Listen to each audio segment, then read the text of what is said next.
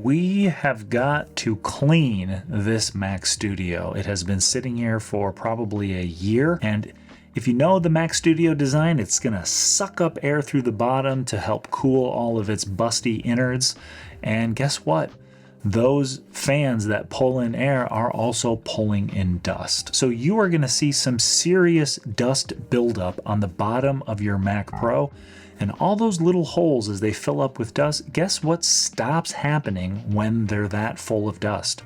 Airflow stops happening, and your Mac Studio can get a little warm inside and start affecting the performance of your computer. Now, I have noticed a few spinning wheels when I'm working in Final Cut Pro, and I think it's a little bit more having to do with this old high-definition camcorder footage I'm using mixed with other types of footage and media, but I just want to make sure that my Mac Studio is running optimally. So I'm going to shut my computer down, disconnect everything from the back of the Mac Studio, and take it into the back studio to clean it all up, and I'll show you how I'm going to do that. So let's get started.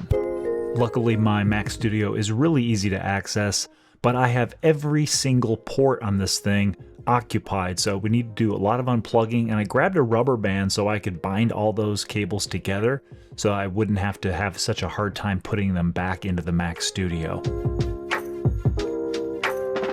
So we've got the Mac Studio here in the back studio. You can see from all that disgusting B-roll how dusty the holes are on the back. Again, the air comes in through the bottom and exhausts out the back, and all this dust is caught on these holes. So we're going to use two tools to get this cleaned.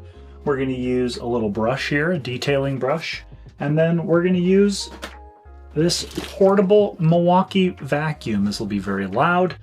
I use this to clean my truck, to clean up messes, small messes upstairs. I take it on road trips with me, and it's here in the studio to pick up anything that needs to get picked up. So I'll have links to this and the brush down in the description. So if you're interested in picking up something like this so you can keep all of your electronics clean, highly recommend it. So yeah, let's get to cleaning this Mac Studio. This Mac Studio had so much dust on it that I had to give it a quick wipe down before I got to vacuuming the bottom. For my record cleaning, I use isopropyl alcohol and distilled water, so I just sprayed this waffle cloth with that in order to get it wiped down.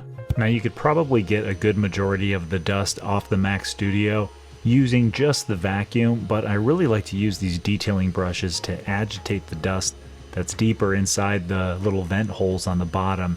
That way I can really make sure that as I'm brushing those holes clean, the vacuum is pulling that dust out of the bottom of the Mac Studio, so it's not at risk of actually getting deeper inside the Mac Studio. As far as I know, there isn't an easy way to open this computer. I believe there is some adhesive involved, and taking it apart would require reassembly that's a little bit above my skill level, something that I don't want to bother with, but I have to imagine this is going to be an issue down the road when too much dust gets in this computer.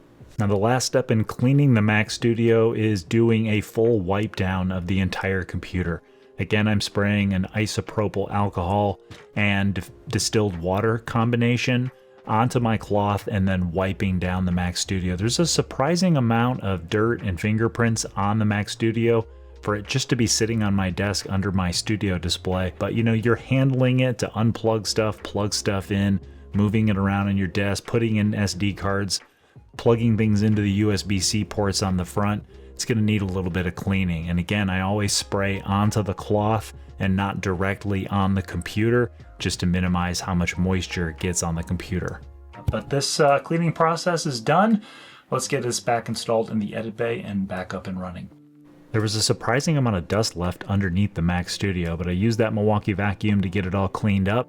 And that rubber band trick really came in handy. I was able to get all of these cables plugged back into the Mac Studio, no problem. I think I did actually drop one of the USB cables down behind there. Instead of moving the couch, just reached down and grabbed it, got it all set up. Here we go, powering it on.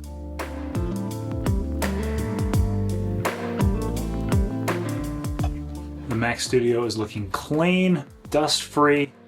Just a friendly reminder to all of you, check your Mac Studios. Make sure you check your Mac Minis, your old Mac Pros, your current Mac Pros, any of your computers, if you see a lot of dust on the intake or the exhaust, you want to make sure that you carefully clean it, shut off your computer, disconnect it from all peripherals, and give it a good cleaning. I'll be curious to see if there's any performance improvements after cleaning it. I kind of doubt it because it wasn't as clogged up as I thought it was. But again, a good practice to keep your Mac clean.